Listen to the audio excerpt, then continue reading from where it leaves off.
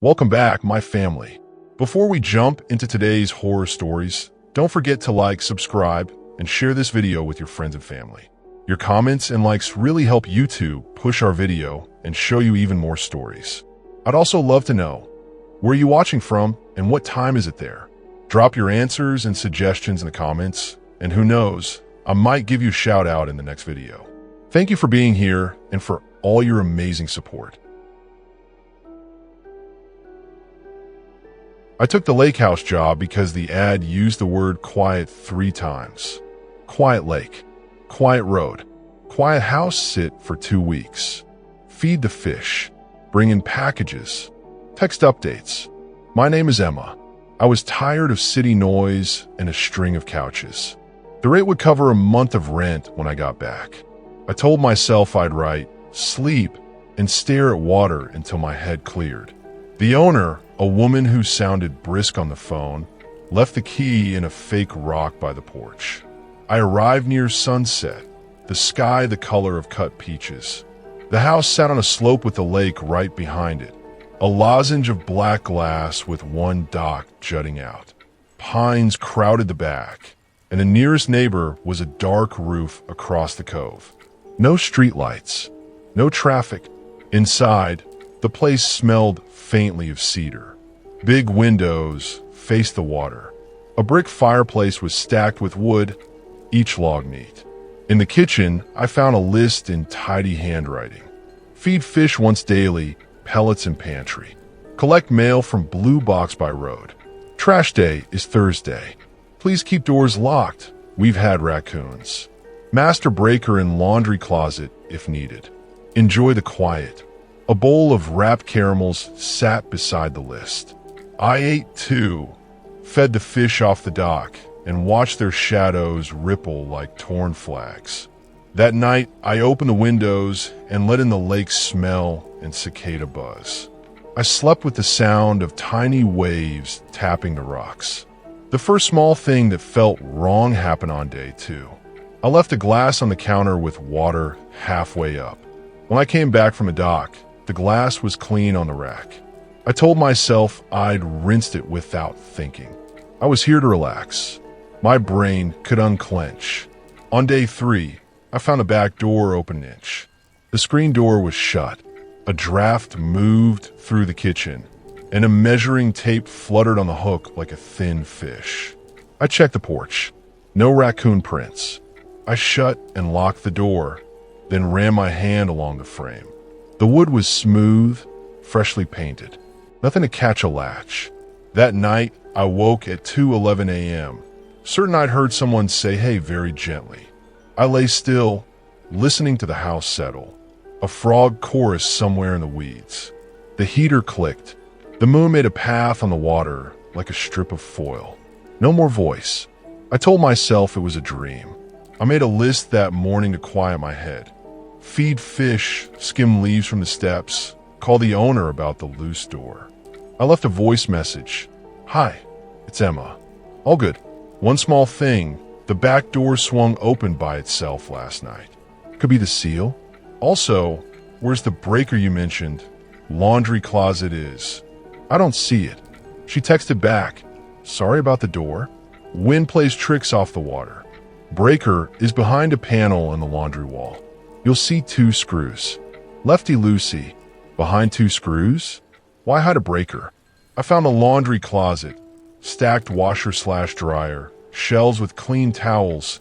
A plastic bin labeled lake towels. On the wall above the dryer, a rectangle of plywood painted the same off-white as the wall. 2 flathead screws sat at eye level. No handle. It didn't look like anything. I fetched a butter knife and turned the screws. The panel stuck and then gave with a small sigh, like a held breath. Cold air washed out, dry and stale. Behind the panel was not a breaker. It was a crawl space, dark tight, lit by a string of Christmas lights tacked along a stud. The lights were off, but the smell of dust and old fabric was strong. Keep doors locked. We've had raccoons, the list had said. I put the panel back. I told myself the owner had weird ideas about storage. I did not call her again. That evening, I ordered groceries for the week: milk, eggs, bread, fruit. The driver texted, "On my way." I set the porch light on and waited. The lake went matte. Something moved in the reeds and then stopped. 20 minutes. 30. I checked the app and saw the little car still pinned on the road near the turnoff. "Hey," I typed. "Do you need help with directions?" No reply. I called. It rang and rang. I went out with a flashlight to the mailbox at the road. The gravel crunched under my sandals. No car. No groceries. The trees leaned in and made the sky narrow. I walked back fast, locked the door, and watched my phone until my eyes hurt. The app "Switch to your order has been completed." There was a photo, a paper bag on a porch. Not my porch. A wooden step with peeling blue paint and a rubber mat with daisies. Wrong house. I typed. No answer. By morning, the bread and milk arrived on their own. Not at the door. Inside. I woke to the soft thud of a bag on linoleum, the way you feel thunder before you hear it. I slid out of bed and stood against the hallway wall, heart throwing itself against my ribs. The house was very quiet. I told myself I'd imagined it. Then I smelled fruit and wet paper. I walked into the kitchen, holding a fireplace poker the way you hold a prop that might be real. A paper bag sat by the pantry. My name was written in black marker. The receipt inside said completed at 9:52 p.m. I did not scream. I took one step back and then another until my calves hit a chair. I grabbed my keys and phone and left by the front door. I stood on the porch with sun on my face until my breath slowed. The dock looked like a safe place, so I walked to the end and sat with my feet hanging over the water. Fish rose in soft circles. My phone pinged with a news alert I hadn't asked for. Local delivery driver reported missing. Last seen near County Road 19. The photo showed a young man in a cap, a closed-lip smile, a face you'd forget if you passed it once and never again. The app still showed the car as a gray dot near my road. I pressed the owner's contact and typed, "Hi, I think someone has been inside the house." Groceries appeared overnight. Back door has been opening. I found a panel in laundry that opens into a crawl space. "Did you give anyone else access? I'm not safe here. Please call me." She replied right away. "Oh my goodness. Calling now." Her voice sounded different, less brisk. "I'm so sorry, Emma. This is strange. We had a handyman in spring to look at the insulation under the roof. Maybe he left a vent open, but no one else has keys. I'll call the sheriff. Can you get to the neighbors?" "There aren't any I can see," I said. "There's a retired couple 2 houses down, but they go south for the winter. Stay on the phone with me. I'm going to call." I stayed on the porch while she spoke to someone else. A loon called from the far shore. The sound like a ghost told to sing. When she came back, she said, "A deputy is on his way. He's 30 minutes out. Can you wait in your car?" I got in my car and locked the doors. The car felt like a bubble, thin but separate. I watched the front door. No one opened it. 30 minutes stretched. Then 45. The owner texted. He's stuck behind a downed tree from last night's storm. He's rerouting. 15 more minutes. I looked at the kitchen window. A sliver of movement crossed the glass. Not the curtain. A shadow passing very close to the wall from the inside, from the angle of the hallway. My throat went tight. I decided not to wait for anyone. I moved toward the door and stopped. If someone was inside, the front wasn't safe. The back, the path skirted the kitchen window. I pictured him watching the door, listening for the click of a lock.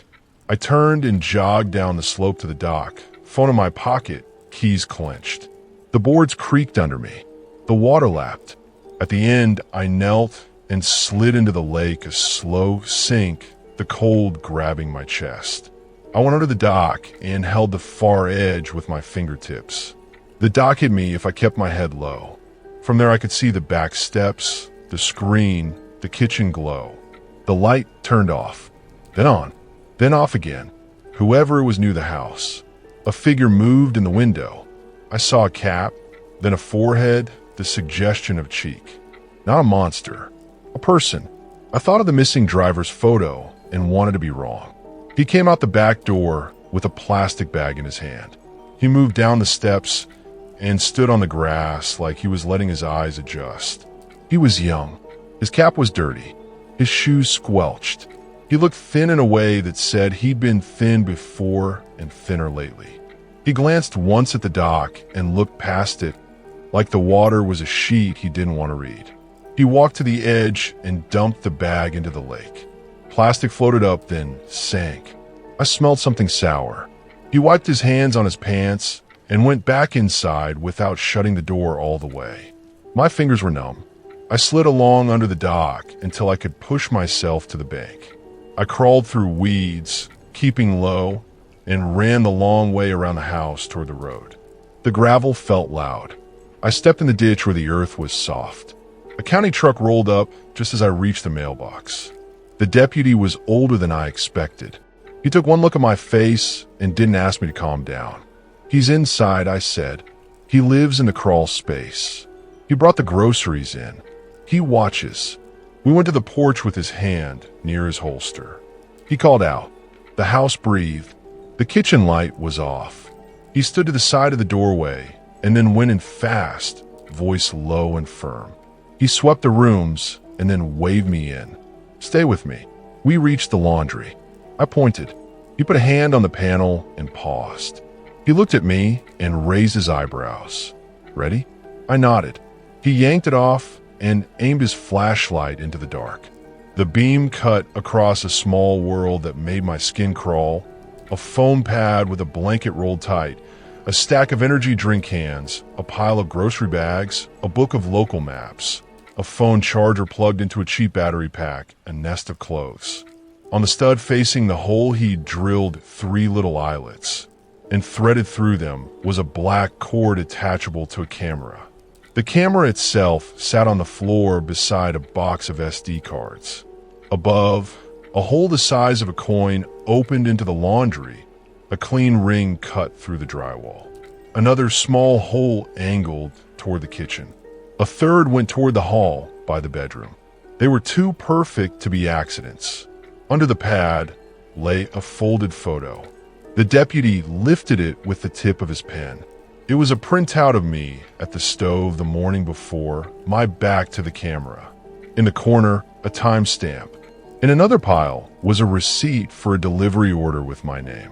We found a jacket with a company patch half ripped off. "He's close," the deputy said. He heard us pull up. He radioed for backup.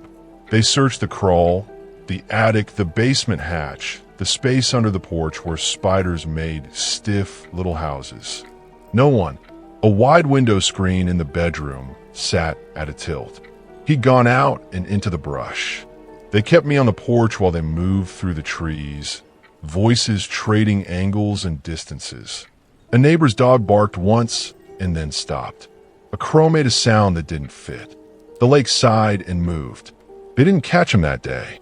They found where he'd been coming and going, a narrow path behind the shed that led to a parked car with the delivery company's sticker scraped off.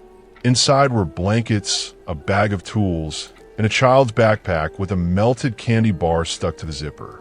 The plates were stolen. No wallet, no ID. The deputy asked if I recognized the face from the alert. I said I wasn't sure. In the moment, it hadn't felt like a face. It had felt like a hole in the house where a person could look through and feel real only by watching. They moved me to a hotel in town and posted a unit near the lake for a few nights. The owner met me in the lobby and hugged me in a way that said she'd been hugging people all her life and never for this reason. "I'm sorry," she said. "We had a break-in last winter, but nothing like this. I should have told you." Back at the house, they pulled more of the wall. They found a second crawl that ran under the roof line like a low tunnel. There was a bottle with cloudy water, a shoebox with cash and coins, my missing caramel wrappers, a drawing of the lake done in ballpoint with dots for fish and an X on the dock. Above one hole, he'd taped a label, kitchen. Above another, hall. Above the last, sleep. They found soda cans with the ring pulls bent back and forth so many times they had torn free. They also found the missing driver's hat in the shed, stuck on a nail like a trophy or a reminder. A week later, the news updated the alert. They posted the same photo, same closed mouth, now with a note. Last seen wearing a dark jacket, considered missing and endangered. Someone in the comments wrote that he'd had a run of bad luck. Someone else wrote that bad luck doesn't drill holes in walls. I stayed out of the comments. I left the lake house with 2 bags, a hole in my notebook where words should go, and a new habit of touching door frames as I passed them. In my new apartment back in the city, I taped over the air vent the first night and pushed a dresser in front of the bedroom door. My friends laughed in small, careful ways and told me to breathe. At 2:11 a.m., sometimes I wake and think I hear a gentle hey right by my ear. It's probably the pipes. It's probably the fridge. It's probably the part of me that learned the house had more rooms than I could see, and that comfort is just a light left on by someone you don't know. I don't order delivery anymore. I go to the store and watch the doors open, the little hiss of air that says welcome, and I look at every cap and every face. A month later, the owner mailed me my jacket I'd left on a chair. The package smelled faintly of cedar and bleach. In the box was a note, "Thank you for everything. We installed a full alarm system and sealed the walls. Please accept an extra week's pay." Under the note was a photo of the lake at sunset. The surface looked like metal. The dock made a line into a color that could have been anything if you didn't know water when you saw it. On the back she'd written, "Enjoy the quiet." I threw the picture away and then took it out of the trash and wiped coffee grounds off the corner. I put it in a drawer I don't open. Sometimes it hums in my mind like a held breath. What I learned is this: a house can hold a person like a pocket holds a coin. You can run a hand along your walls and not feel the place your safety slipped through. You could be watched by someone who wants a life so badly he folds yours up and uses it to warm his hands. I hope they find him. I hope he was the missing driver and not something worse. I hope he stops seeing people as houses he can live inside. But hope is thin when you wake in the dark and the quiet presses close, and every panel looks like a door if you're the kind of person who knows how to open it. I never thought silence could be cruel, but when you live with someone you love, and the only sound that breaks the night is something that should not exist, silence becomes your enemy. My name is Emma. I was 26, sharing a small one-story house with my girlfriend, Hannah. It was an old place, peeling paint on the porch, uneven floorboards that creaked even when you tiptoed. We loved it anyway. Rent was cheap, the yard had lilac bushes, and we felt like we could finally breathe away from the city. But within a week of moving in, the knocking started. It was faint, like someone running a knuckle gently against drywall. Tap, tap, pause, tap, tap. I sat up in bed and nudged Hannah. "You hear that?" She groaned, half asleep. "Old house. Pipes." But pipes don't knock in patterns. I lay there listening to the sound move, first near the headboard, then the corner of the room, then right by the closet, as if something walked inside the walls. When morning came, we laughed it off. Houses settle. Rats chew. My nerves were just raw from unpacking. A few nights later, the knocking grew louder. Not random this time. It was deliberate. 3 knocks, a pause, then 3 again. I put my ear against the wall. It was cold, almost damp. I whispered hello. For a moment, nothing. Then knock knock. 2 sharp replies, like it had heard me. I staggered back, my chest tight. Hannah sat up, her face pale in the blue glow of the digital clock. "Please tell me you did that." I shook my head. We didn't sleep much after that. By the second week, scratches joined the knocking. Thin, dragging sounds that crawled along the plaster. At night, Hannah and I would sit with the lamp on, trying to read or talk, but always listening for the next scrape. One evening, I pressed my palm to the wall near the living room. I swore I felt vibrations like a faint heartbeat. Then, one morning, a thin crack appeared above the sofa. At first it looked like just another flaw in the old plaster. But by the next day, it widened like something pushing outward. I told Hannah, we should call a contractor. She frowned. What if it's not the house? The night it happened, I thought the world had split open. We were in bed, both half dozing, when the sound came again. Knock, knock, knock. Harder this time, like fists slamming inside the wall. Hannah sat up, trembling. I grabbed the flashlight and aimed it at the crack near the corner. Something pale pressed through. At first, I thought it was a root, a twisted bit of wood. But then it moved, curling, flexing. Fingers. A hand, ashen white, thin as bone, pushed out through the crack. Nails scratched the air, leaving powdery flakes of plaster drifting down. I screamed. Hannah pulled me back. The hand groped blindly, wrist bending at an unnatural angle, as if searching for us. Then it retreated, sliding back inside. The wall sealed with a groan, leaving only the widening crack behind. We didn't stay to see what would come next. We grabbed coats, keys, and fled into the night. We checked into a motel across town. The bedspread smelled of bleach. The neon buzzed outside the window, but it felt safe. For a while. That night, I woke to a sound in the motel room. Tap, tap, tap. I turned my head toward the wall behind the headboard. The same rhythm. My throat closed. Hannah, I whispered, shaking her. It's here. The knocks grew louder. Then the scratching. Something inside the walls, moving, searching. We changed rooms, but it followed. Different motel, different town, it didn't matter. Wherever I went, the knocking came. A month later, Hannah couldn't take it anymore. This isn't my fight, she said one morning, her voice cracked from sleepless nights. Emma, it's following you. Not me. I wanted to argue, but deep down, I knew she was right. In every room, the knocks always started closest to where I slept. She left that afternoon.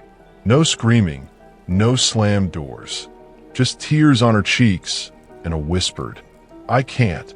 It's been a year. I move often. Short-term rentals, sometimes friends' couches, sometimes cars. Always temporary, because the moment I unpack, the knocking starts. Sometimes it's gentle, almost teasing. Other times it pounds, furious, as if angry that I keep running. The cracks follow too. I'll see them spread across a new wall, faint at first, then splitting wider. Once in a bathroom mirror, I saw the pale hand behind me, pressed against the reflection's glass, though nothing touched my shoulder. I haven't slept through the night in months. I don't know what it wants. Maybe it isn't about wanting. Maybe it's just about following, reminding me there's no safe wall between me and it. I'm writing this in a borrowed apartment. There's a hairline crack in the corner already, though I've only been here 3 days. Last night, the hand came through again. This time, it almost touched the lamp. I don't know how long I can keep running, but I know one thing. When the knocking begins, it never stops. And sooner or later, the wall will break open completely. I reached Willow Lake after midnight with coffee shaking in my hands. The only light on the county road came from a low building with a flickering sign, Willow Lake Motel. The lake behind it was a dark sheet. I had driven all day from Dallas with my trunk full of my brother Ryan's clothes. I needed a place where nobody knew me. A bell rang when I pushed open the office door. A woman looked up from a ledger. Welcome, she said. I'm Mrs. Talbot. Passing through. I'm looking for a weekly rate, I said. And work if you have it. She measured me. We do hire for housekeeping. My husband handles overnights. A tall man stepped out, wiping his hands on a folded towel. Harlan Talbot, he said, we believe in giving people chances. I can start tonight, I said. Harlan handed me a brass key to room 7 and a gray apron. Paperwork tomorrow, Mrs. Talbot said. No smoking. No visitors. Quiet after 10. If you hear anything in the basement, it's the ice machine. Room 7 was clean in a way that felt like after, not before. Hard-tucked sheets, centered Bible, a print of a road. I showered and slept like someone had pressed a hand over my face. Morning smelled like bleach. Mrs. Talbot showed me the cart, the schedule, and how towels had to be stacked in toilet paper folded to a point. Guests bring all kinds of stories, she said, making a mark on her clipboard after each room. We don't ask. We only observe. We judge behavior, not the past. The word judge rippled through me. Ryan used to say judgment was a knife. At 10 that night, Harlan knocked with a thermos and a ring of keys. Work the desk with me this week, he said. Quiet hours are when we see people clearly. A man checked in at 11 with shaking hands. He signed B, Howard, and stared at the floor. After he left, Harlan made a neat note. What did you write? I asked. Remembrances, he said. At midnight, Mrs. Talbot brought sandwiches. She wore a pin shaped like scales. We keep a standard, she said. Do you believe people should be held to a standard, Claire? I believe people try, I said. Night 3, I found a long hair wrapped tight around a lamp in room 4, a room no one had used in 2 days. Another night, I saw Harlan walk a guest toward the back door at 2 in the morning. The man kept his head bent. Some guests step out for air, Mrs. Talbot said when I asked. We prefer they use the back. That same night, a thump began under the floor. Slow, off-tempo, like a person. I lay on my bed and told myself it was the ice machine. On the 6th night, B, Howard missed his wake-up. The room smelled sweet and spoiled. He sat at the table with his head in his hands. On the bed lay a phone and a folded envelope with 2 thin lines. I called Harlan. We'll take care of him, he said, and closed the door with himself inside. By noon, the room was stripped, the envelope gone. He checked out, Mrs. Talbot said, guilty of carelessness. We help him avoid worse. A woman with yellow bruises came to the desk that afternoon. I'm Mel, she said. Just a few nights. I handed her a key. Harlan watched her like weather. Some people arrive with a debt, he murmured. Mel kept her curtains closed. I slipped a note under her door. If you need anything, knock on 7. No one knocked. That night, the thumping below sped up. At 3, the power blinked off for 7 minutes. Emergency lights glowed red. At dawn, Mel was gone. Bed made tight.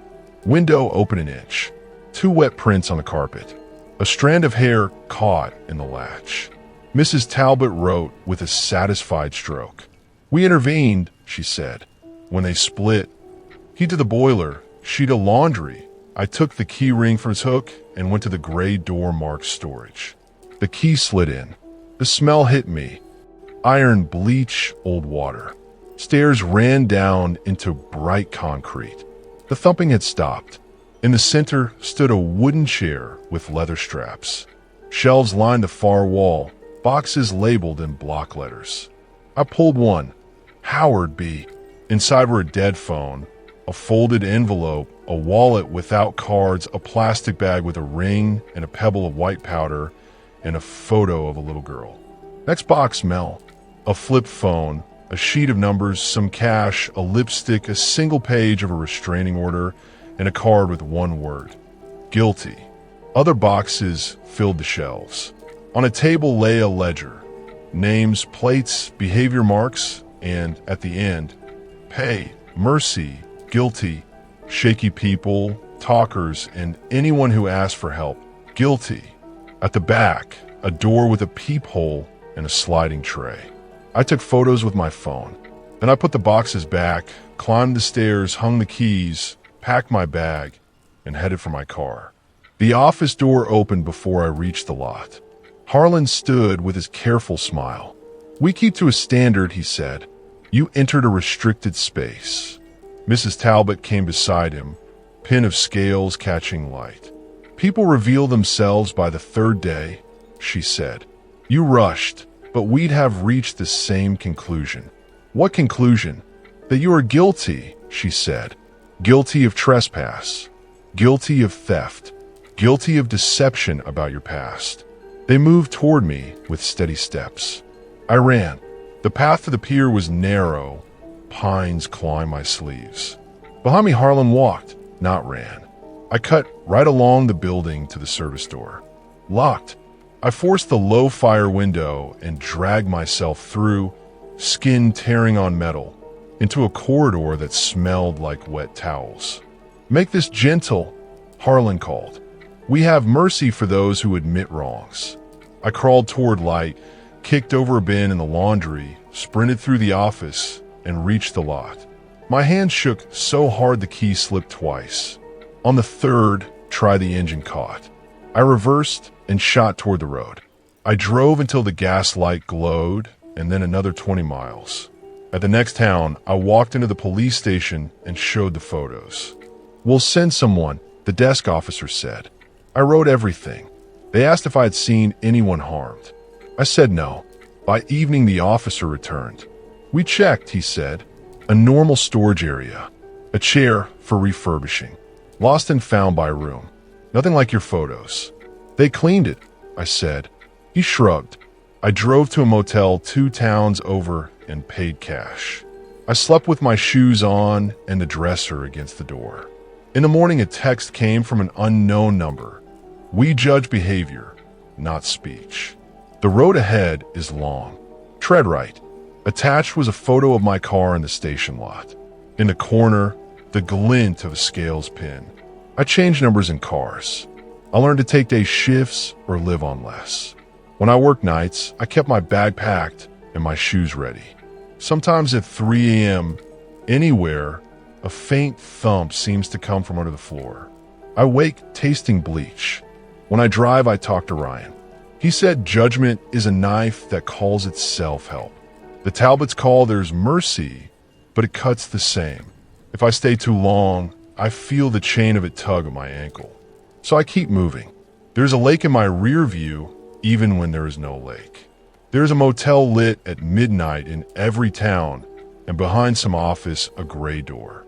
I tell myself that if I see the Talbots again, I'll walk in with a badge number dialed and a camera streaming to people I trust.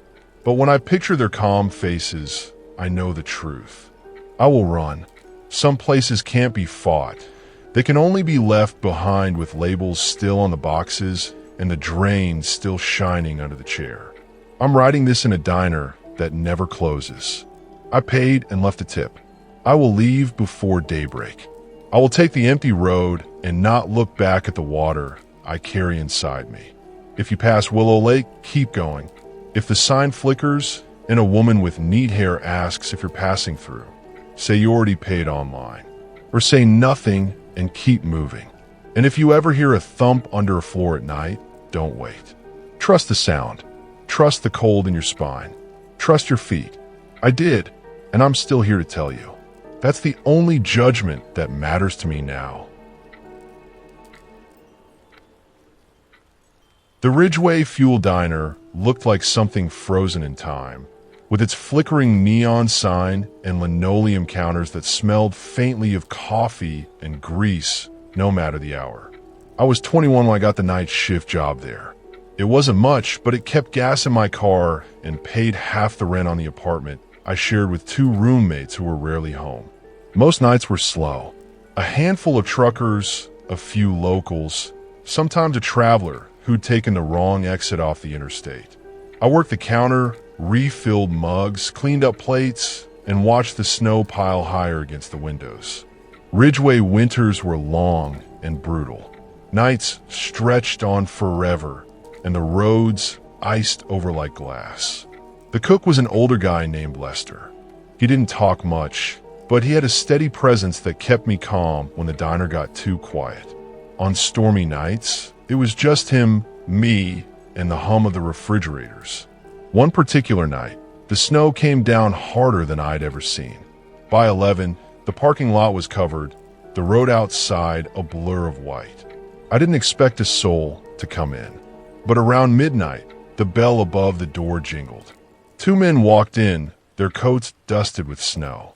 They didn't look like truckers or travelers. They didn't even look like men who belonged together. One was tall and wiry, with a sharp face and eyes that never seemed to blink. The other was broader, his beard patchy, his hands twitching as if he couldn't quite keep them still. They didn't sit right away, just stood near the door, stamping snow off their boots, eyes scanning the room. The diner felt suddenly smaller, like the walls had moved closer. I forced a smile and said, "Coffee? Food? We got a special on pancakes tonight." The tall one grinned without warmth. "Yeah, 2 coffees. Keep the pot coming." They sat in the corner booth, their heads bent close together. Lester gave me a look from the kitchen window, his eyebrows furrowed. He'd been working night shifts longer than I'd been alive, and I knew he felt the same wrongness I did. I poured their coffee, set it down, and tried not to notice the way the shorter man's hands trembled as he wrapped them around the mug. His knuckles were scraped raw, red against the white of the cup. Back at the counter, I pretended to wipe menus while straining to catch their voices. The storm muffled everything, but I picked up fragments. Back in trance. Only 2 of them clean getaway. My stomach dropped. I caught Lester's eyes again, and he mouthed, "Lock the doors." I moved casually to the front and slid the bolt across without making a sound. My heart thudded against my ribs, loud enough that I was sure they'd hear it. Minutes crawled by. The 2 men didn't order food, just kept drinking coffee, whispering. Every now and then, one of them glanced at me, his eyes flat and empty, the kind of look that made you feel like you weren't really there. Around 1:30, the lights flickered. Storms knocked power out all the time in Ridgeway, but tonight the timing felt like a warning. The taller man stood, stretched, and said loudly, "I'm going to step out for a smoke." He walked to the back hallway that led to the restrooms and the service door. My stomach turned cold. Lester appeared from the kitchen, wiping his hands on a rag, and said to me quietly, "We're not staying." "What about the register?" I whispered. He shook his head. "Not worth our lives." The shorter man watched us with a half smile, drumming his fingers on the table. I grabbed my coat from the hook and followed Lester toward the kitchen's rear exit. The wind howled against the walls, rattling the windows. As we pushed through the back, I heard footsteps behind us, quick, purposeful. Lester shoved me forward. "Run!" We plunged into the snow, the storm lashing at our faces. The lot was empty except for Lester's truck, buried under a crust of ice. He fumbled with the keys, his hands shaking. Behind us, the diner's back door creaked open. "Hey," a voice shouted. "Where you going?" The taller man's silhouette filled the doorway, something glinting in his hand. The truck roared to life, a miracle in the freezing cold.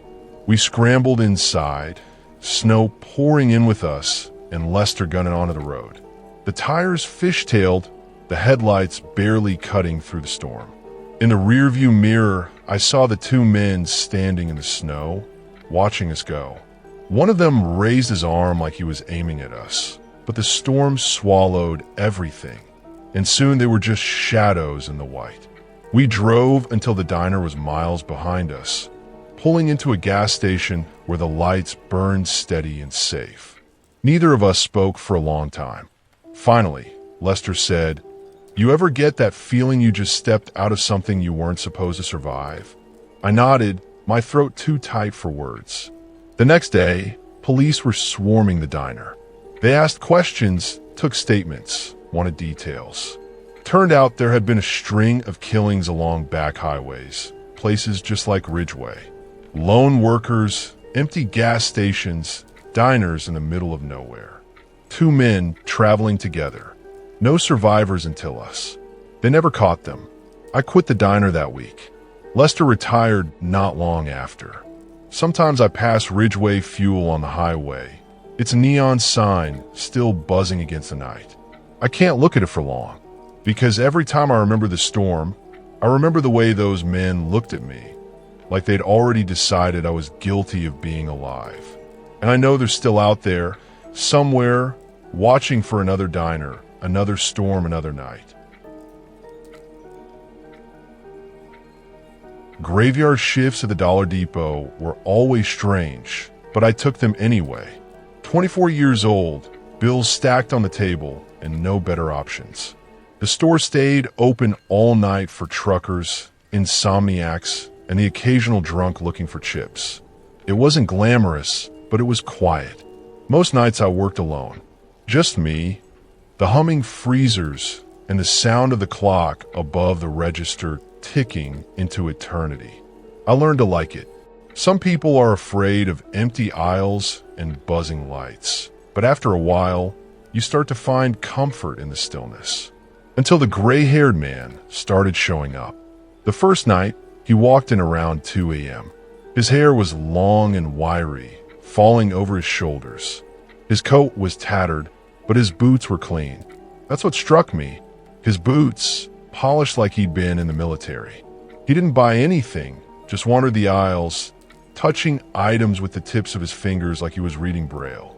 When he came to the counter, he leaned close and whispered, "Careful who you trust, Clara."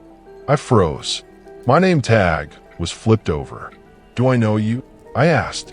He just smiled, showing teeth too white for a man who looked like he hadn't eaten in days, and walked out without buying a thing. The second night, he returned. Same time, same boots, same whisper. Only this time he said, "The coins will tell you." I laughed it off, but my skin prickled. After he left, I checked the register. Tucked in among the bills was a single coin I'd never seen before. Silver, heavy, stamped with strange markings that looked older than anything American. I told myself it was a prank. Maybe some kids slipping it in for kicks. I pocketed it anyway. The third night, he didn't show, but the coin did.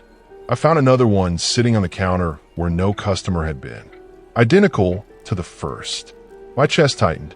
I slipped it into my apron, telling myself I'd throw them both away after my shift.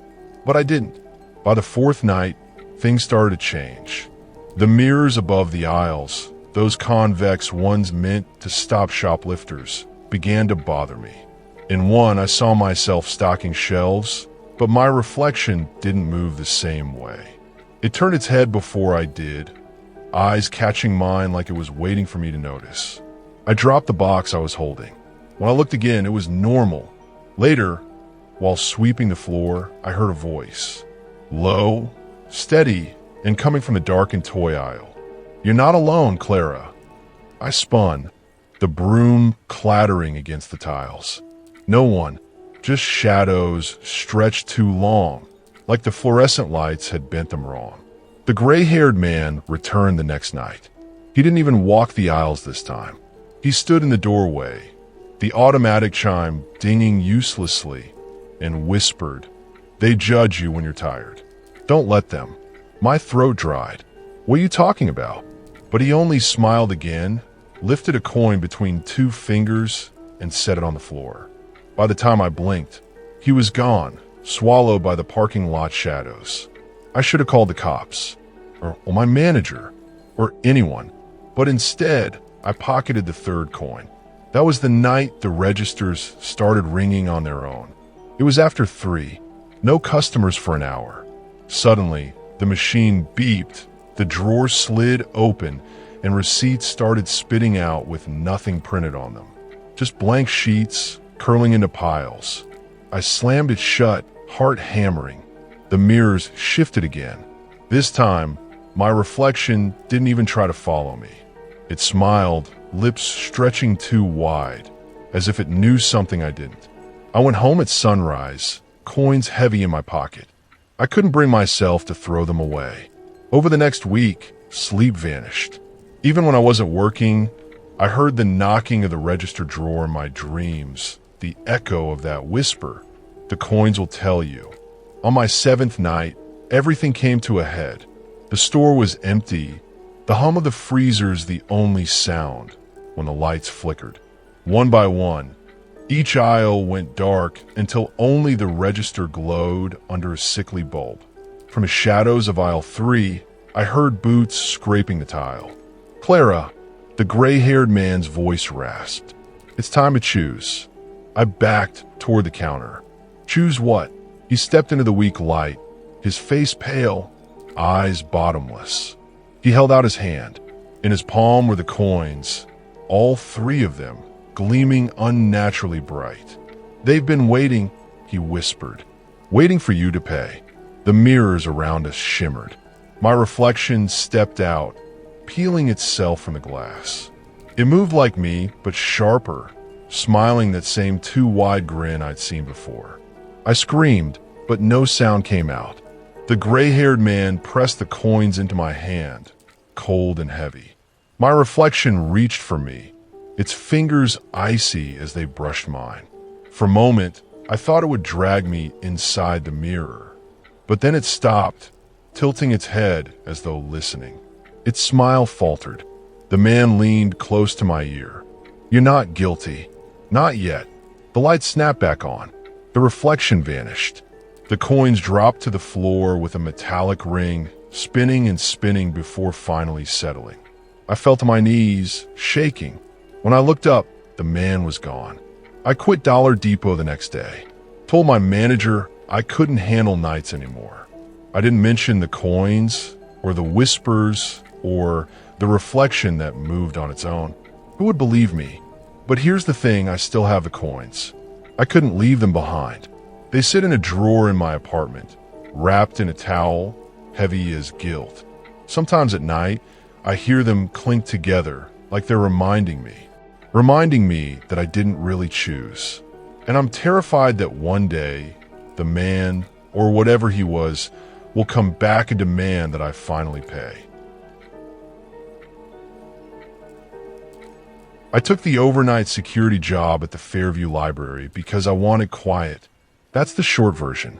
The long version is my dad worked at this library for 19 years, and one September afternoon he went downstairs to fix a breaker and never came back up.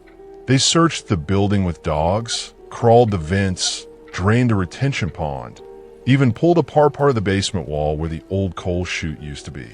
Nothing. No footprints, no fibers, no sign of a struggle. He was just gone, like a word erased from a page. After that, the library closed at 6 p.m. for a while. People in town avoided talking about it. I moved away, bounced between retail and food service, and told myself I was done with this building and its neat rows of knowing. Then my mother got sick. I came back for a month, then another, then all the way. When the director posted an opening for a night guard, budget cutbacks, no more third-party patrols. I sent an email at 3 a.m. without even thinking. 2 interviews later, it was mine. My name is Rachel. If you visited Fairview after dark during those months, I was the one in the blue jacket with a flashlight, moving through the stacks like a careful ghost. The library is bigger than it looks from the street. It's a mishmash. The original brick building from the 1920s with its arched windows and brass lamps. A 1970s edition that smells like carpet glue, and a glass atrium grafted on 10 years ago when a donor wanted his name somewhere visible. It has 3 main floors, children's, adult, reference, and a basement that's really 3 basements stitched together. Boiler room, archives, shipping, and a warren of little storage rooms with half walls and pipes like metal vines. At night, it's a different animal. The air is colder. The floor groans in long sighs that you don't hear during the day because of chatter and movement. The books mute everything, even your footsteps. I learned the sounds of the building the way you learn a person's breathing. The elevator rumbles in a way that makes your fillings ring. The scanner beeps in a flat E. The clock in the children's room has a tiny hitch every 59 seconds, like it's clearing its throat. The first week was calm. I checked doors, wrote notes on a clipboard I never filled during the day, and sat at the information desk with the lights low, watching the screens from the cameras. Sometimes a car crawled past outside. Sometimes a fox trotted along the hedge and stopped to glare at its reflection in the atrium glass. I drank black coffee and did the crossword, and when I couldn't help it, I walked to the spot by the staff elevator where Dad had smiled at me the last day I saw him. He brought me a cinnamon roll and said, "Don't stay stuck, kid. You're allowed to go be who you are." On the 8th night, something small shifted. I was in the reference section around 2 a.m., doing a slow walk along the 900s because a motion sensor had blinked earlier and I wanted to be sure no one was sleeping in a corner. I thought I heard footsteps in the atrium, that hollow, glassy echo you get when someone crosses polished stone. Not a lot, just 3 steps, then a pause. I clicked off my flashlight to listen better. The steps came again, softer this time, closer to the information desk. "Hello," I said. My voice sounded too loud. "Library's closed." I walked to the atrium and looked down from the balcony at the desk and the row of computers. Nothing, but one screen glowed a little brighter, like it had just been touched. I took the stairs down, feeling my hand skim along the rail like it was someone else's. On the desk computer, the login box blinked. Username, password, and then, slow as a finger poking through a curtain, letters appeared in the search bar on the public catalog screen beside it. RA. They paused. Another letter. RAC. No space. The cursor jumped and corrected itself. Rachel. I didn't move for a few seconds. I don't know what I expected. A prank, maybe. An old autofill. Then the word deleted itself one character at a time, like a tongue swallowing a name. The thing you should know is that I am not brave in the way movies think of brave. I don't go looking for the source of a noise with a weapon cocked and a witty line in my mouth. I stand very still. I listen. I make a path for myself that is as clean as I can. So that's what I did. I took my phone out, snapped a photo of the screen, logged the time on my clipboard, and checked the doors and windows again. All locked. I told myself a script had run, a scheduled update that glitched, a key stuck.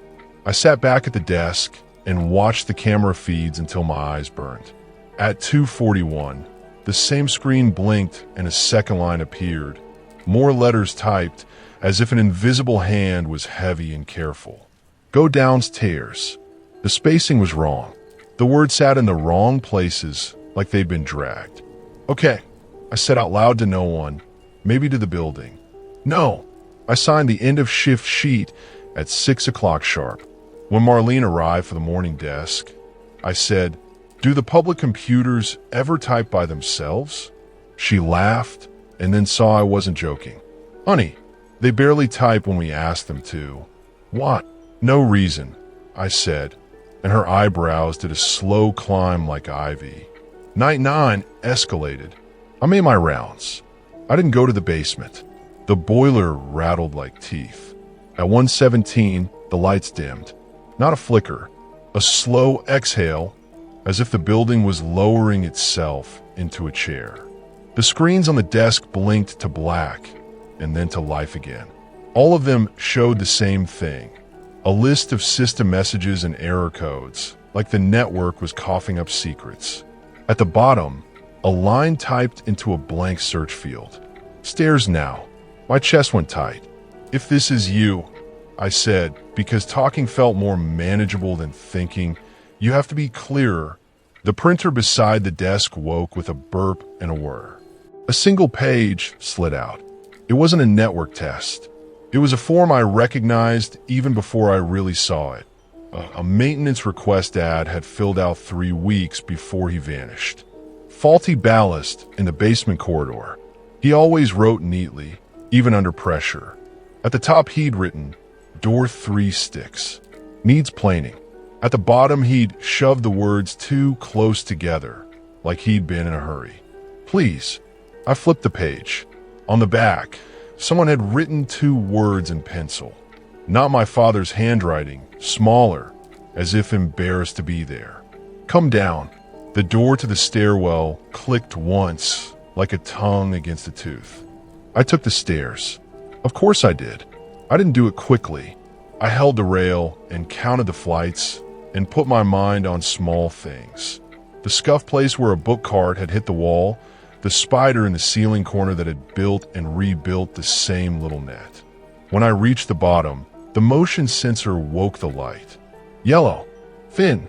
The air smelled like dust and hot metal and old paper. The basement hall branched left toward archives and right toward the boilers. Between them, a short stub ended in a door painted the color of a healing bruise. On the glass inset in the top half, someone had etched a rectangle with a key, while bored, a personal rebellion scorched into a state-owned door. I tried the handle. It stuck. Of course it stuck. Door, 3 sticks, Dad had written. I set my shoulder against it the way he taught me and nudged and lifted, and it gave a 1/4 inch like a reluctant mouth. The hallway beyond was darker. My flashlight cut a tight cone ahead. With the door ajar, the airflow changed. Something in the building settled above me. Books, or piping, or just a thought. And I stepped inside before I could be the kind of person who doesn't. This part of the basement wasn't on the public tour. It used to be the original delivery corridor before they rerouted things with the addition. It was narrow, with a low ceiling and a concrete floor that tilted a little so water wouldn't pool. The walls were painted a color that might have been white once and was now the shade of the inside of a hand. Patches bubbled where moisture had gotten in and then gotten out again, leaving emptiness behind. Halfway down, the temperature dropped like I'd walked into a refrigerator. I saw my breath and told myself the boiler wasn't kicking heat into this part. On the left, a door stood half open with a wire shelf blocking most of the view. I aimed my light through the gap and saw 2 things at once: a stack of empty boxes and a little shelf of personal items that didn't belong there. On the shelf, an old library ID clipped to a blue lanyard. My father's face smiling, the corners dog-eared from years of bumping against buttons. A key ring with a black triangle fob he'd used to open the staff entrance. A pocket spiral notebook with grease smears. A blue Bic pen with bite marks on the cap. A brass coin that wasn't a coin at all, but a transit token for when the bus station still sat downtown. A folded church program. And, under it all, a paper napkin with our last name, written in block letters like a child had practiced it. Ross.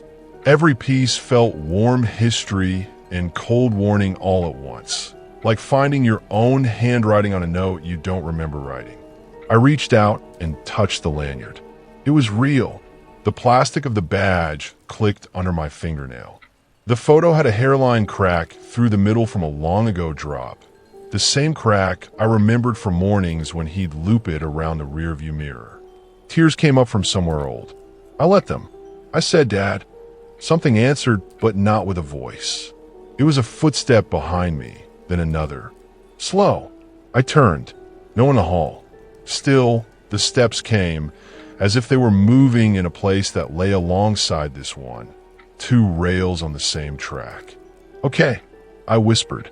"Okay, I'm here." The overhead light in the little room snapped off. My flashlight flickered once, steadied, flickered again like a heartbeat trying to remember itself. From the far end of the hall, a glow bled under a closed door. It pulsed, on, not random. It had the cadence of someone tapping a pen. Impatient, familiar. I went toward it. My fear didn't vanish. It stretched thin and went ahead of me like a thread I could follow back. The door with the light had a brass tag. Records B. Someone had added a strip of tape under it and written, "Do not prop open." It wasn't open. It was locked, but the light inside kept pulsing. I pressed my ear to the wood and heard an air vent whine, and something else beneath it. Maybe a radio, maybe a voice like a voice that had been pushed too far into a box. I stepped back and shined my light along the jamb. Near the latch, the paint had been scraped away down to the wood. A knife? A key fumbled? The scratches made a tiny ladder. I took Dad's key fob off the ring on the shelf and touched it to the little black square by the handle where a reader would go if there had ever been one. Nothing. I laughed without meaning to, a short push of air, because of course, this door belonged to an older time. I looked at the spiral notebook and flipped it open. He'd written dates and tasks in a code of his own. Check duckfoot, rebleed 3E, order filters for GIF, ask R about crown plumbing. Person. On the last page, scratched quick and crooked for numbers repeated. 2-0-1-9, 2019. The year, he disappeared. There was also a different set of numbers, smaller, enclosed in a box, 1031, then 1031 backwards. And a single word underlined twice, below. I tried combinations out loud, because my hands wanted my mouth to help. 1031, 3110, 1031. I tapped the latch plate in that pattern. The glow under the door paused, then pulsed twice, faster. I put my palm flat on the door and pushed harder than I had any right to expect to get results.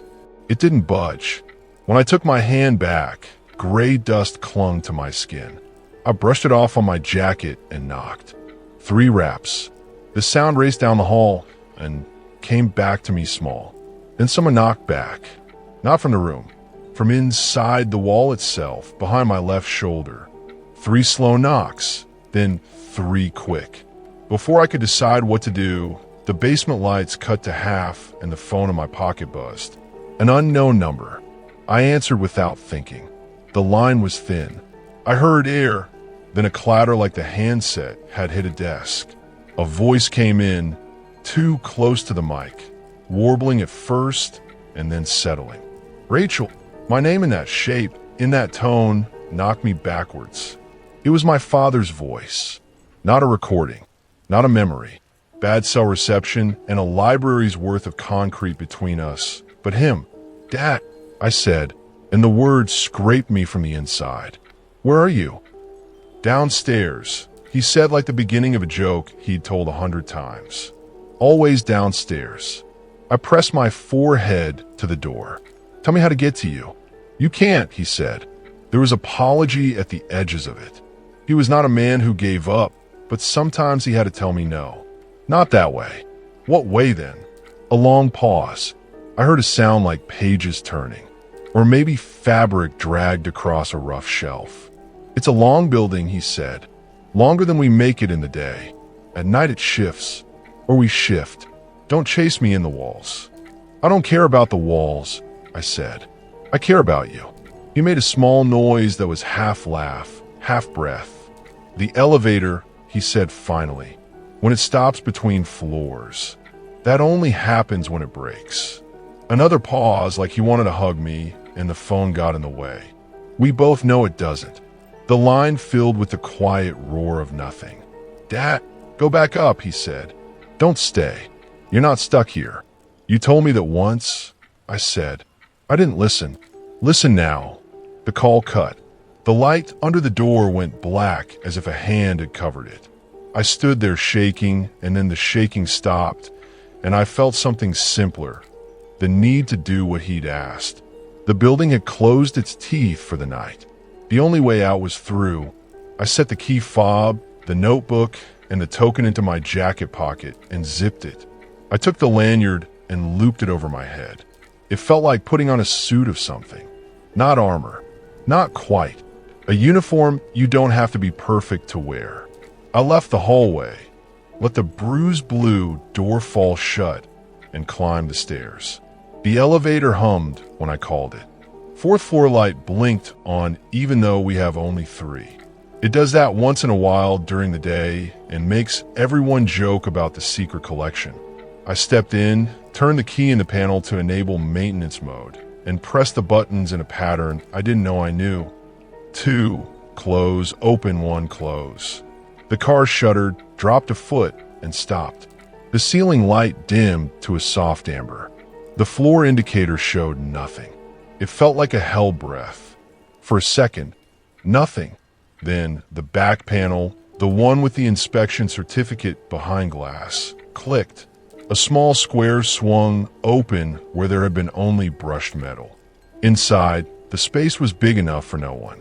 It was a cavity filled with wire and dust and a draft that smelled like old glue.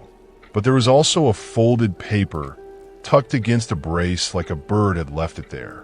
I pulled it out. It was a photocopy of a photocopy, the corners soft. On it, in faded toner, a blueprint of the original building overlaid with later additions. A line in red pencil ran from the staff elevator shaft, through a wall that no longer exists, to a box marked delivery, 1924. On the red line, someone, maybe Dad, had made 3 small XS. The first one sat exactly where I was. The second fell in the basement where the bruised blue door was. The third sat under the children's room, a space we call the pillow pit during story times. Under the third X, written small below, I hit the door open button. The car didn't move. It couldn't because it wasn't anywhere. That was a thought that should have terrified me, but didn't. I pressed close, and the car shivered back into its track. The indicator blinked. 1. The doors opened to the lobby like nothing had happened. I walked to children's. The fish mural smiled too big in the night. The clock cleared its throat at the 59th second. I moved past the picture books to the carpeted pit where toddlers usually roll and shout. Above, paper stars hung from fishing line. I set my light on the floor and let it wash the edges.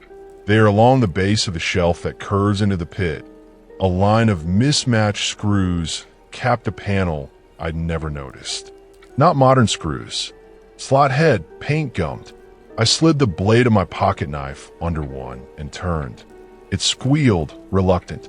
I worked the others until my fingers ached. When the panel came off, a draft hissed, cold and steady. Behind it, not much room. A small shaft, the size a child could wriggle through, or a skinny maintenance guy with a willingness to bruise. Always downstairs, I whispered. Always. I shoved my shoulders in and slid until my hips stuck. Panic spiked and then let go. I exhaled hard and wriggled again. The plaster scraped my jacket. A foot below, space opened and I fell the last bit. 3 feet, maybe 4. I landed in a crawl space low enough that my breath knocked dust into little storms. My flashlight made a neat circle like a stage light. On my right, a length of wall that looked wrong. The bricks were newer, their mortar too smooth, a patch laid over a wound. On my left, a narrow path tacked with boards. At the far end, a wooden door no taller than my chest with a hasp and a loop of rope for a handle. Child-sized, ghost-sized. I crawled toward it because I had come this far, and because the alternative was to crawl back into a life where the last thing I did was not try. The door wasn't locked. It had never been locked. It opened on a silence, so big I could taste it. The space beyond was a storage room, but not the kind that ends. It kept going, the floor sloping down. The beams overhead were old ship ribs, blackened by time. On the closest beam, letters had been carved long ago by a board worker with a nail. I rubbed dust away and read them. R.A.R.O. Ross. It could have been any Ross. It could have been him. I followed the slope until the ceiling pressed my back. I moved like a swimmer, hands forward. In the widenings, I found things: a coffee cup slow with mold, a stack of index cards bound with a rubber band that had melted into them, a book with its spine broken, Plumbing for Old Structures, 1962. Beside the book, a nest of clothes, a flannel shirt like one my father wore, worn soft. It might have been his. It might have been someone else's before we were born. I held it to my face and smelled dust and metal and something warm beneath it that made me dizzy. The passage sloped again.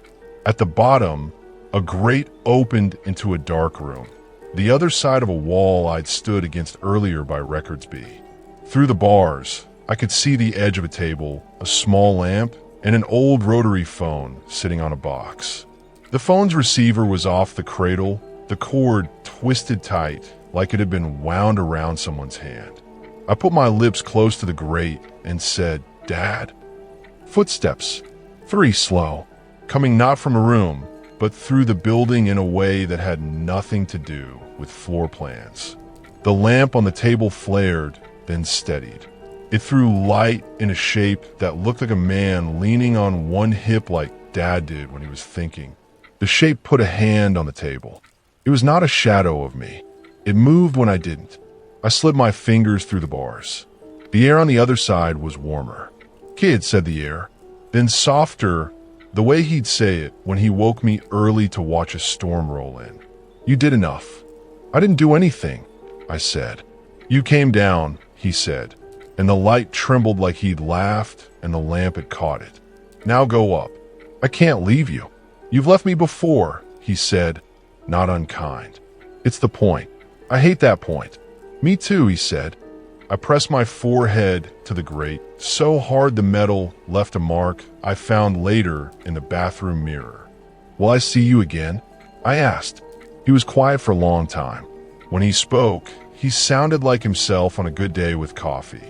"All the time," he said, "in wrong hallways, in the way a door sticks, in the breath you take before you tell the truth. That's not enough. It has to be," he said gently. Something shifted overhead, real building noises, not the other kind. A cart rolled. Morning staff were starting to unlock. The world where time moves was about to pour itself back into the shape it uses when people are watching. I wanted to stay until the shape of him blurred me into it. Instead, I pushed myself back up the slope, scraped my elbows, shoved the small door shut with my heel, and crawled to the panel beneath the pillow pit. It took me 2 tries to get my hips through. When I tumbled into the children's room, the clock cleared its throat like it had been holding a cough for me. I wiped dust off my jacket and put the panel back with trembling hands. My phone buzzed. "Marlene, you in?" The internet's being weird again. I texted back and, "I'll check." At the information desk, the screens had settled to their sensible blues and grays. The printer tray held 3 pages I didn't remember sending. Another of Dad's maintenance requests.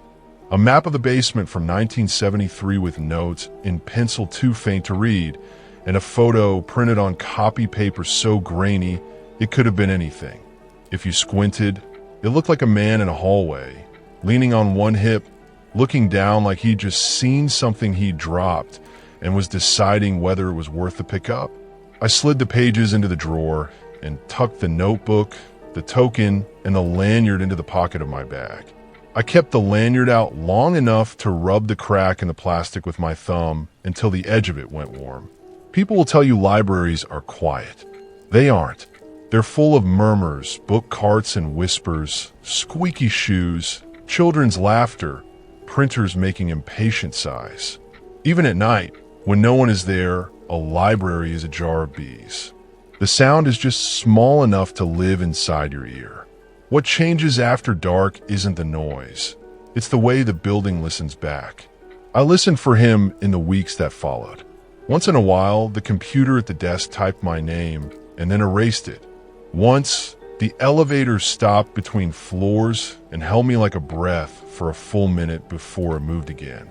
Once in the basement, I heard a step behind me that matched mine like a harmony. I didn't go into the crawl space again. I didn't need to. Dad was right.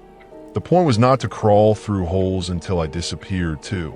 The point was to climb out holding something that proved I'd met him in a place where the world almost thinned to nothing and choose to come back. When my mother died that spring, I wore his lanyard under my black dress like a secret medal. After the service, I went to the library before my shift. I stood by the elevator and pressed my palm to the brushed metal and said, "I'm going to be okay." The car hummed, just once like a cat that isn't yours but tolerates you. I still work nights sometimes. Not every night. I got a day job at the community center and keep the library to 2 shifts a week.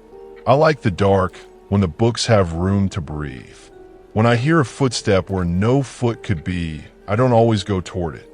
But sometimes I do, the way you walk to a window when rain starts. Sometimes there's nothing. Sometimes there is that shape of him at the edge of light. People ask if the library is haunted. I don't say yes. I don't say no. I say it remembers. It remembers the hands that built it and the people who got lost in its long hallways and the ones who came back out with a paper token and a name they could still say. I say it remembers enough for the rest of us on the nights we forget. If you ever come by Fairview after hours and the lights dim for a breath and then rise again, don't be afraid. It's just the building making room. It's just a father stepping back into the stacks after checking a door. It's just a daughter counting the steps between floors, making sure she knows the way up. Living alone wasn't new to me, but the silence after moving into that little apartment was heavier than I expected. It sat on the third floor of an old brick building, the kind where hallways smelled faintly of dust and everyone minded their own business. I liked it that way. For the first 2 months, life was simple. I went to work, came home, cooked small meals, and scrolled through my phone until sleep pulled me under. But then things started to feel off. The first hint was subtle. I came home one evening and noticed the throw pillow on the couch was flipped to the wrong side. I thought maybe I'd done it myself and forgotten. The next night, my toothbrush was wet even though I hadn't touched it all day. I laughed it off at first. Stress. Memory slips. Everyone misremembers little things. But deep down, unease started chewing at me. It escalated quickly. One night, I woke at 3 a.m. to the faint click of my front door closing. I froze in bed, barely breathing, straining my ears. The apartment was quiet again, but I couldn't shake the feeling someone had just been inside. I got up, heart pounding, and checked every room. Nothing. But when I looked at the lock, there was a faint scratch around the keyhole. I barely slept after that. The next morning, I found something that made my stomach twist. A photo slid under my door. It was me, sitting at the kitchen table, eating cereal. The angle was wrong, too low to be from the window, too close to be from across the street. It looked like it had been taken from inside the apartment. My hand shook as I turned it over. On the back, written in neat block letters, "Nice smile." I called the police, of course. They checked the place, changed the locks, and told me to stay with a friend for a few days. I didn't. Something about leaving made me feel like I'd be giving whoever it was permission to win. So I stayed. That was a mistake. 2 nights later, I woke to my phone buzzing. A message from an unknown number lit the screen. It was a photo again, me asleep in bed. The timestamp showed it had been taken minutes earlier. My blood ran cold. I threw on the light and searched the whole apartment, opening closets, checking under the bed, even pulling the shower curtain back with shaking hands. Empty. I pressed my back to the wall and dialed 911, but by the time officers arrived, whoever had been there was gone. No forced entry, no prints, nothing. They told me to stay with family. I didn't have any nearby. After that, it became relentless. Almost every night, a new photo appeared. Sometimes slipped under the door, sometimes sent to my phone.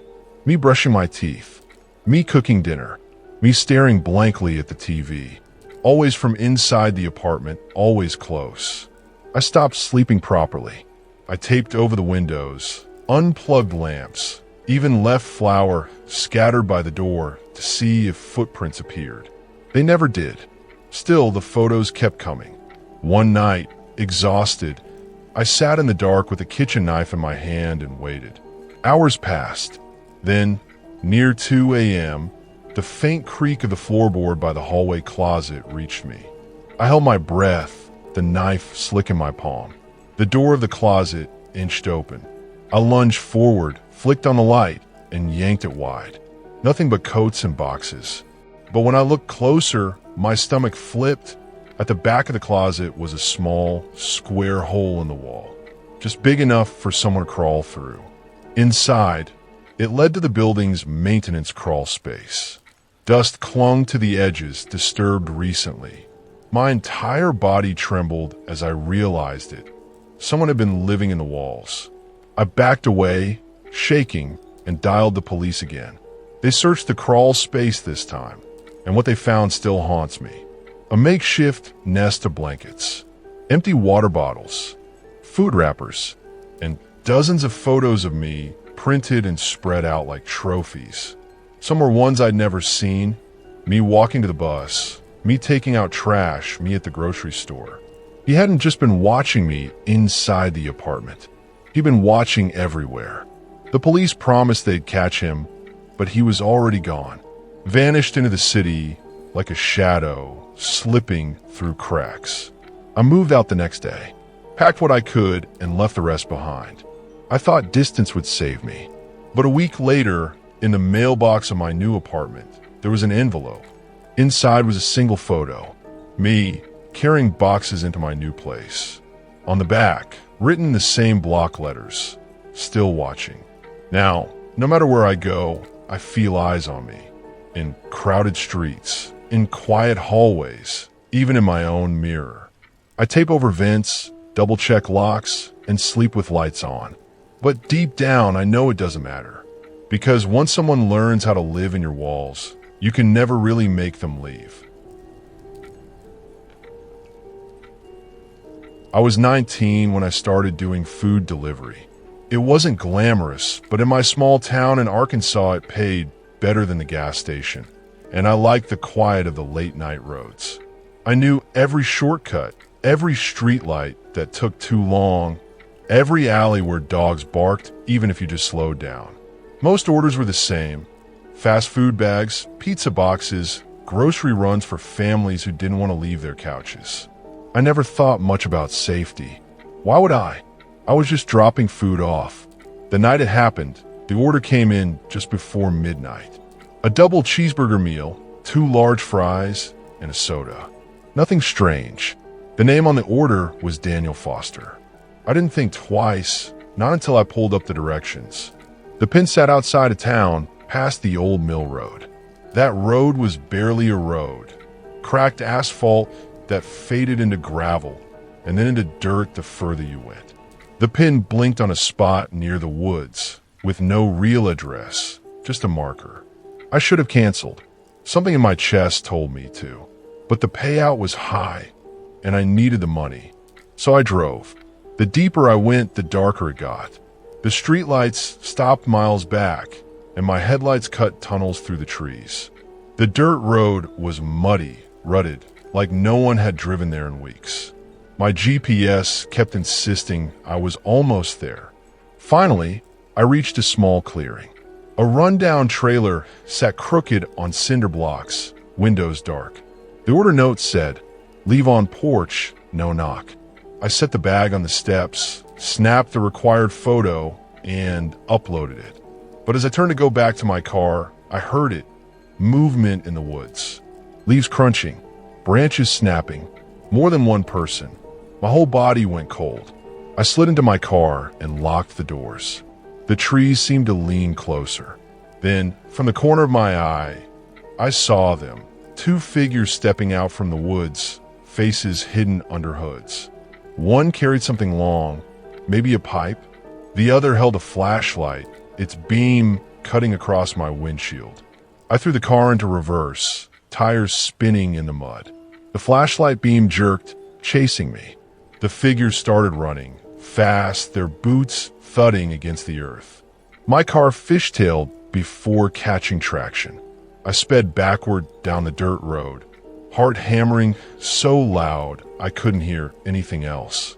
Another figure appeared behind me, stepping out from the trees, forcing me to swerve hard. I clipped a branch, heard the side mirror snap. Finally, I spun the wheel, straightened out, and floored it. The road blurred under my headlights as I tore away from the clearing. In the rearview mirror, the flashlight beam bobbed frantically, then disappeared into the black. I didn't stop until I reached the gas station back in town. I sat in the lot, shaking so hard my hands barely stayed on the wheel. The next day, I reported the order. The app support said the name Daniel Foster had been flagged before for suspicious activity, fake orders that couldn't be traced to a real account. They told me not to take rural orders at night anymore. But here's what froze my blood.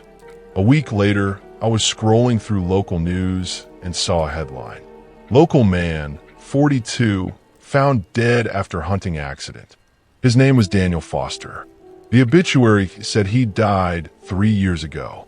The order hadn't just been fake. It had used the name of someone who wasn't alive anymore. And when I asked around, other drivers admitted it had happened to them too. Same area, same woods, same fake names. Some barely escaped. Others quit driving altogether. I still take orders sometimes, but never at night and never outside town. Because out there in those dark woods, someone is still placing fake orders. Still waiting in the trees with their flashlight and their pipe. And the scariest part isn't that they almost caught me.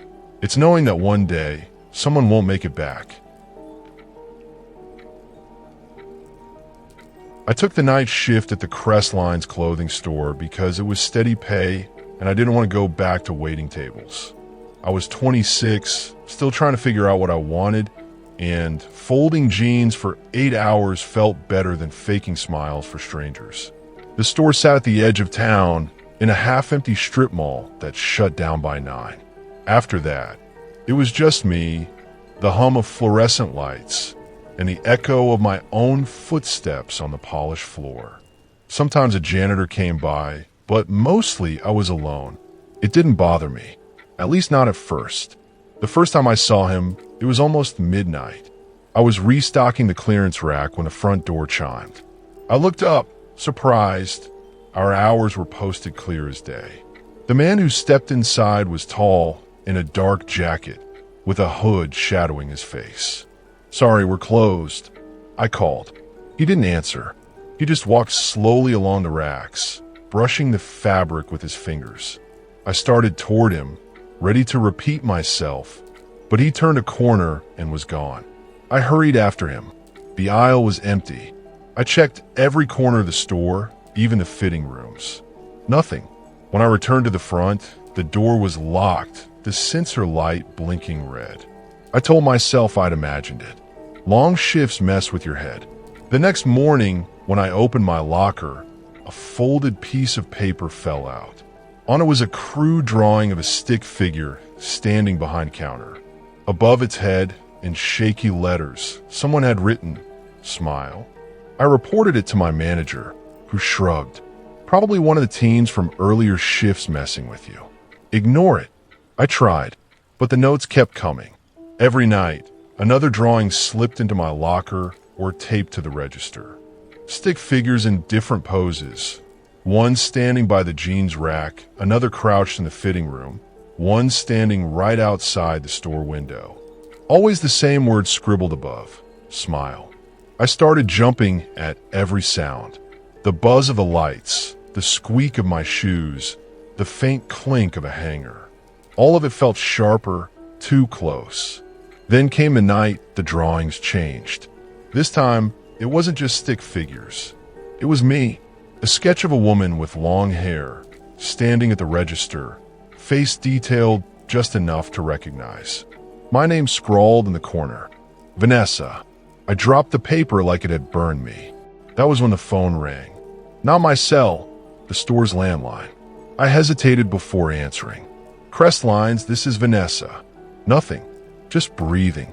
I slammed the receiver down, but the sound followed me through the store like someone had pressed their mouth against my ear. That night, I barely made it to my car. My hands shook too hard to put the key in the ignition. The next day, I begged my manager to change my shift. She brushed me off again. "We can't afford it. Just lock the doors and be careful." I thought about quitting. I should have, but bills kept me chained. 2 nights later, I found another note. This one wasn't drawn. It was a photograph, grainy, printed on cheap paper. It was me, locking the store door the night before, taken from the parking lot. I felt bile rise in my throat. Someone had been watching me. I went straight to the mall security office. The guard, an older man named Frank, pulled up the footage from the night before. For hours, the tape showed nothing unusual, just me moving through the store. But then, around midnight, the corner camera caught something. A man standing at the edge of the parking lot. Hood up, perfectly still. "Transient," Frank muttered. "Happens all the time." But I saw it differently. He wasn't just standing there. He was staring at me. The guard erased the footage after his report, said there wasn't enough evidence to do more. I left shaking, feeling less safe than before. The following week, the man returned. I saw him through the glass while folding sweaters. He stood across the lot under a dead streetlight, his outline faint but clear. I froze, clutching the fabric in my hands. Then he lifted his arm, slowly, pointed at me. I ducked behind the counter, heart hammering. When I peeked again, he was gone. The drawings came back the next night. This time, the figure wasn't smiling. It was snarling, teeth bared in a jagged mess of ink. Above it, soon. I didn't go back to the locker room alone after that. Then came the night that still makes me wake sweating. The mall had gone dark hours earlier, and I was alone in the glow of the store lights. I kept checking over my shoulder, scanning the glass front. Nothing. At 2 a.m., the power flickered. The lights died for 3 seconds, then came back. In that brief darkness, I heard something, the shuffle of feet close. Inside, I grabbed my phone, but the battery had drained without me noticing. Dead. The fitting room curtain swayed. Slowly, like someone had brushed past it. "Who's there?" My voice cracked. No answer. I forced myself to walk forward, every step heavy. I yanked the curtain back. Empty. I exhaled until I turned and saw the register. Another drawing was taped there. Fresh ink, still smudged at the corners. A sketch of me standing in that exact spot, holding the curtain. I staggered back. My mind screamed that it was impossible, but the paper was real, trembling in my hand. That was when the front door chimed. I spun, flashlight shaking. The hooded man stood inside the doorway. I bolted for the staff exit, fumbling with the lock. My hands were slick with sweat, the metal slipping in my grip. Behind me, I heard slow footsteps crossing the floor. Finally, the door gave. I sprinted down the hall, burst into the parking lot, and didn't stop running until I reached my car. I called the police from the driver's seat, sobbing so hard I could barely speak. When they searched the store, he was gone. No footprints, no fingerprints, no trace. Just one last drawing taped to the register. It showed me running through the parking lot. The police questioned me for hours, but without proof, there was little they could do. I quit the next morning, packed my locker, left the keys on the counter, and never went back. Weeks later, I heard a rumor. Another Crestline store, 3 towns over, had closed suddenly. A clerk there had been found unconscious in the stockroom, with threatening drawings scattered around her. I never asked for details. Now, whenever I walk past a clothing store at night, I avoid the windows. Because sometimes, out of the corner of my eye, I see a hooded figure standing just inside, waiting. Hospitals are never quiet, even at night. Machines hum, vents rattle, distant voices echo down linoleum halls. But working as a night nurse means you get used to that rhythm, the way the building breathes. I thought I had, anyway, until the nights when I started hearing my brother's voice. My name is Angela Torres. I'd been at St. Mary's for 3 years, assigned mostly to the overnight wing. It suited me. I didn't mind the stillness, the long hours, even the grief that sometimes seeped into the air like disinfectant. But grief followed me home, too. My brother Ethan had died in this same hospital in a car crash aftermath. He was only 24. I told myself working here kept me close to him. The first time I saw him, it was 3 a.m. I was charting vitals at the nurse's station. The lights overhead buzzed and flickered, the way they sometimes do when the generator kicks. I looked up, and there, down the hall outside room 412, stood Ethan. He wore the same hoodie he'd had on the night of the accident, gray with a tear in the sleeve. His face was pale, too pale, and his eyes seemed bottomless. He didn't speak. He just stood in the doorway, watching me. I blinked, and he was gone. I laughed it off, told myself I was tired, that grief can trick the eyes. But the memory stuck like a thorn. 2 nights later, I heard him. I was checking for drips when a voice called softly, "Angela." I froze. The hall was empty. Patients slept, monitors beeped, nothing unusual. But the voice came again, closer this time. "Angela, why did you leave me?" I pressed my back against the wall, heart slamming. My hands trembled so badly I almost pulled the 4 line free. "Ethan," my voice cracked. The hallway light flickered, and for an instant, I saw him again. His face pale, lips parted like he was still gasping for air. Then the monitors in 3 rooms beeped all at once. Patients stirred. I forced myself to move, to act normal, but inside I felt like the floor had tilted beneath me. After that, he didn't stop. Some nights, I'd hear his footsteps behind me, slow and heavy. Other times, his voice would echo through the intercom even when no one was at the switchboard. "You left me. You should have stayed." I started dreading every shift. Coffee didn't cut it anymore. I felt watched, hunted. One night, while checking the supply closet, I found something that froze me in place.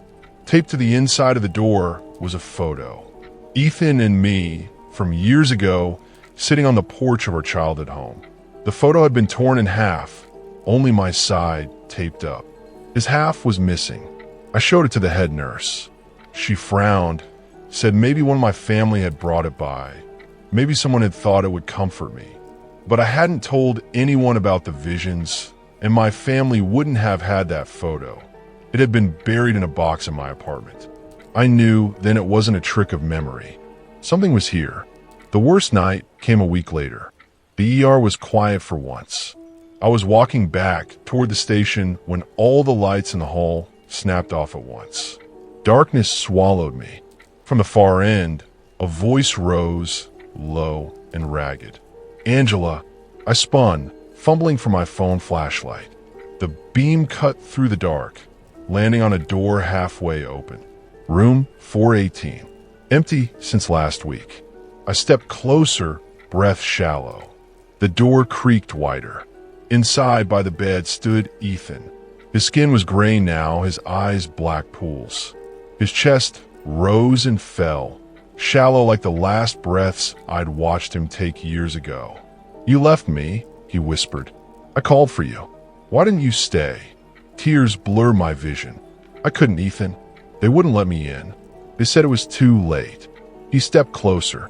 I could smell earth on him, damp and rotting.